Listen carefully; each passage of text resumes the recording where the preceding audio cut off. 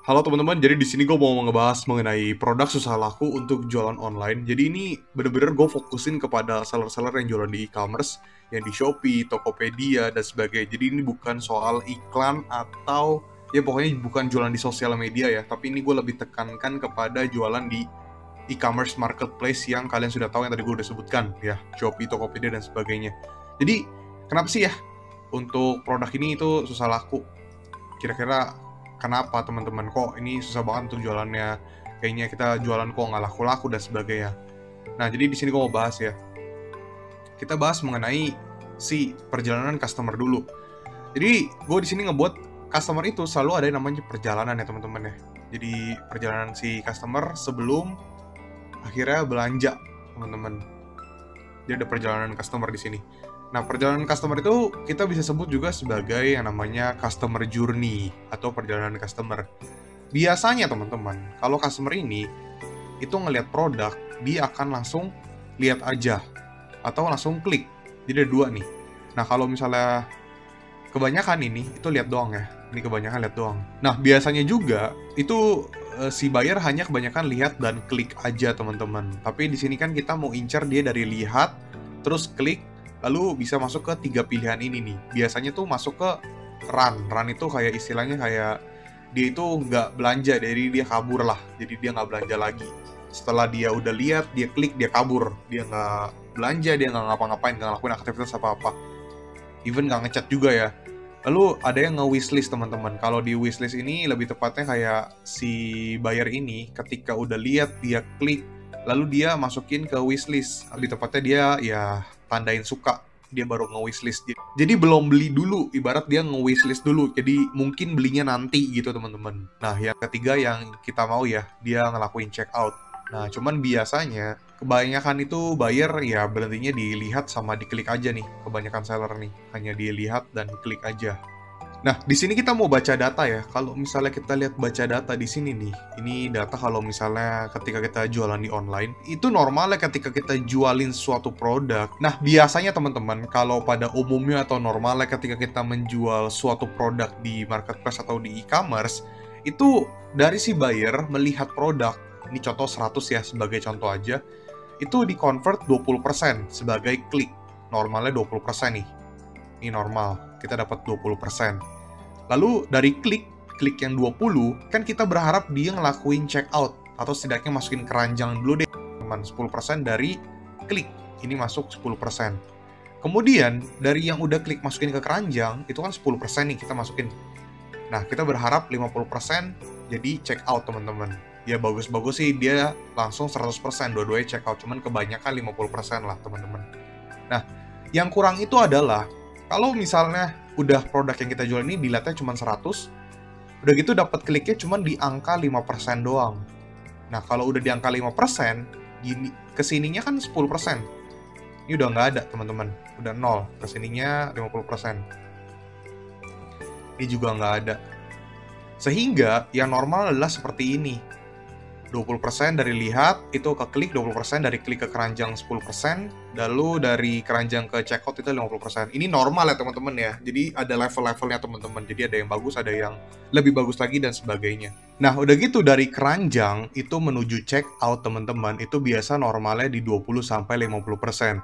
Jadi ketika si buyer itu udah ngeklik produk, dia masukin ke chart atau keranjang, dari keranjang dia ngelakuin check out itu biasanya 20-50%. Lalu sisanya kenapa kok akhirnya udah dia masukin keranjang tapi dia nggak ngelakuin check out? Itu biasanya tuh antara lupa bayar atau belinya nanti. Jadi udah belinya nanti, ibarat nanti semoga ingat gitu teman-teman ya, dimasukin keranjang dulu nanti baru beli lagi teman-teman. Itu pun kalau ingat, tapi kebanyakan lupa ya teman-teman.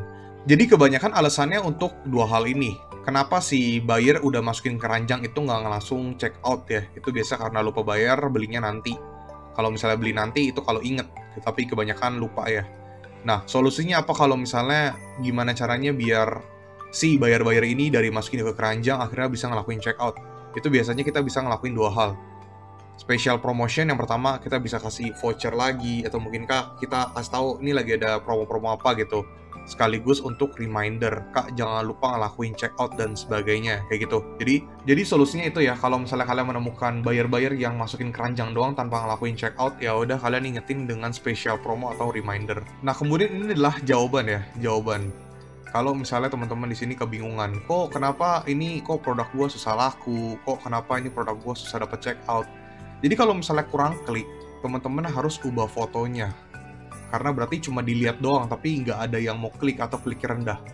Kalau kurang CO, itu maksud check out, kurang ada yang belanja, berarti teman-teman kasih promotion, kasih special promotion lagi, atau mungkin harga teman-teman kurang masuk nih teman-teman di market.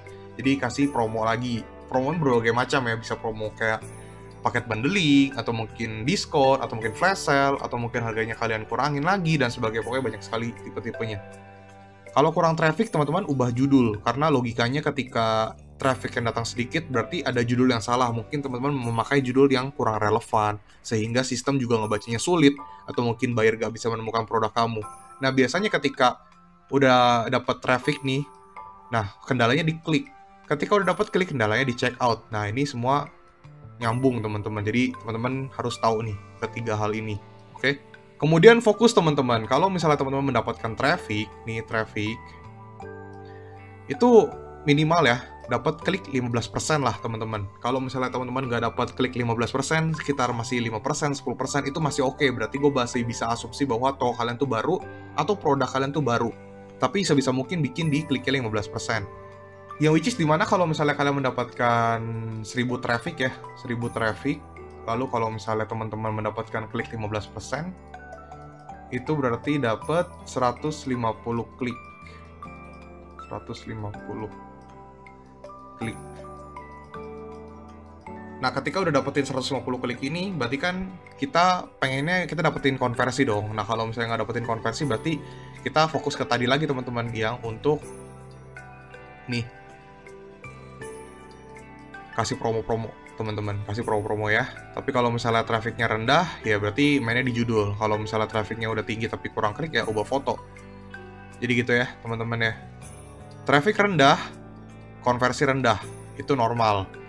Wajar banget kalau trafficnya rendah, terus konversinya juga rendah, itu sangat-sangat wajar, sangat-sangat normal. Tapi kalau misalnya trafficnya tinggi, ya, tapi konversinya rendah, ini aneh. Berarti ada yang salah. Ada yang something wrong, teman-teman. Something wrong sama toko kamu. Kenapa? Apa yang membuat kok kayaknya trafficnya tinggi tapi konversinya rendah? Berarti di sini kita main di harga promo. Ya, kita main di harga promo. Kalau misalnya tadi traffic tinggi, konversi rendah, atau kliknya udah tinggi lah tapi konversi rendah. Nah, itu mainnya di promo ya. Jadi saran gue buat teman-teman di sini kalau yang jualan di online, kalau misalnya teman-teman bingung nih kok toko gue sepi dan sebagainya, fokus dulu kepada traffic. Fokus pada traffic. Kalau misalnya udah dapat traffic,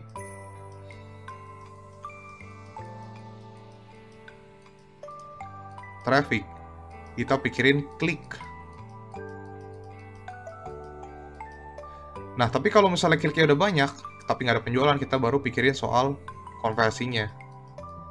Konversi. Kok, sekarang pertanyaannya adalah, apakah kita harus cek satu-satu kok? Ya, nggak juga teman-teman. Karena, basically ketika kita upload produk, itu kan gue udah sempat ajarin ya, untuk optimasi dari segala aspek. Dari judulnya, fotonya, deskripsinya, varian, dan sebagainya. Otomatis kalau misalnya teman-teman udah memaksimalkan, pasti dapat traffic. Nah, bantuan trafficnya dari mana? Bisa dari iklan juga, atau mungkin dari faktor-faktor eksternal kalian buat. Misalnya kalian buat konten-konten di sosmed, atau mungkin dapat traffic dari luar, dan sebagainya. Pokoknya banyak macam lah teman-teman. Tapi intinya fokus kepada traffic dulu. Ketika traffic udah ada, berarti kita akan fokus kepada kliknya.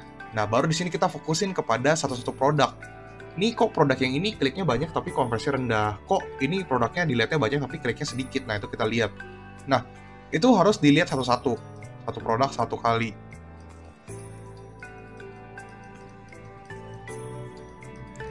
Dicek. Apalagi kalau misalnya kita belum punya produk hero. Kalau misalnya udah ada produk hero, berarti kita bisa fokusin ke produk lain. Dan untuk produk hero-nya tetap di-maintain teman-teman, biar tetap stabil dan tetap naik. Gitu ya teman-teman ya. Nah, jadi teman-teman, kalau misalnya teman-teman masih bingung soal gimana sih kok cara naikin soal produk jualan kita, susah laku dan sebagainya. Nah, fokusnya kepada trafficnya dulu. Kalau misalnya trafficnya sudah ada, baru nanti ke sini, ke klik. Dari klik baru ke check out. Gitu ya teman-teman ya. Gitu aja, semoga membantu video ini. Jangan lupa untuk like, komen, dan subscribe. Dan silahkan komen kalau misalnya teman-teman ada pertanyaan apapun. Silahkan komen. Bye-bye.